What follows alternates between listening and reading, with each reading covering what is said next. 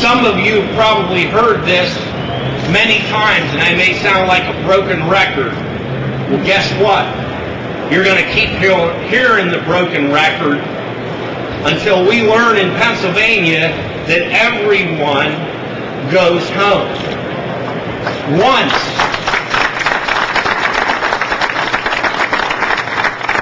One time before I'm done as the fire commissioner, I want a 0 line of duty deaths in Pennsylvania.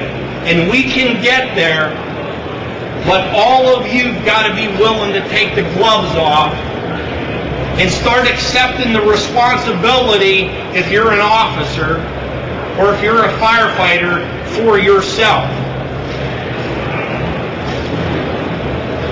As I stood back here, I thought, I could talk about the 18 line of duty deaths we had in Pennsylvania last year and the fact that 9 of them were heart attacks.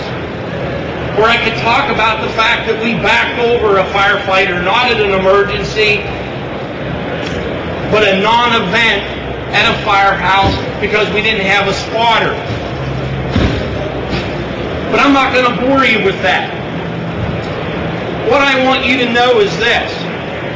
My motive for wanting to make this happen, for creating this partnership with the Fallen Firefighters Foundation to be able to deliver a series of training programs where we're going to take the gloves off, folks. And some of you may decide to send me hate mail afterwards. That's okay, because that means we've got your attention. But my motivation for wanting to reduce line of duty deaths in Pennsylvania doesn't have a whole lot to do with numbers. And if you understand where I'm coming from, maybe you'll understand why the message is going to be as straightforward as it needs to be. I don't want to stand in another funeral home and have a young man turn to me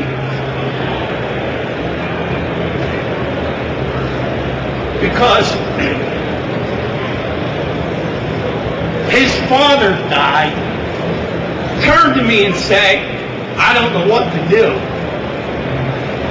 Forget about the numbers. Forget the numbers. Forget the fact that there are national standards that are there to help keep us safe. Forget those. Forget about the fact that I don't have any legal authority to walk into your firehouse and tell you to do anything. Forget that. Remember this.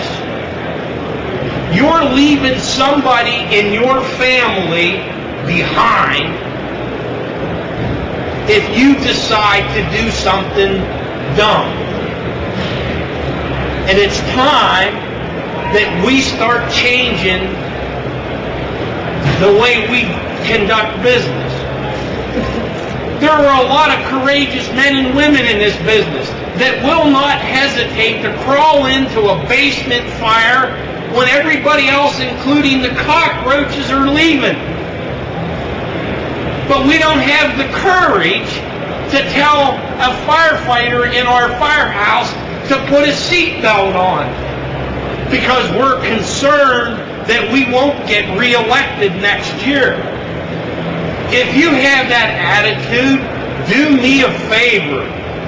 Give your white helmet to somebody that has the guts to provide the leadership that needs to be provided. Case closed.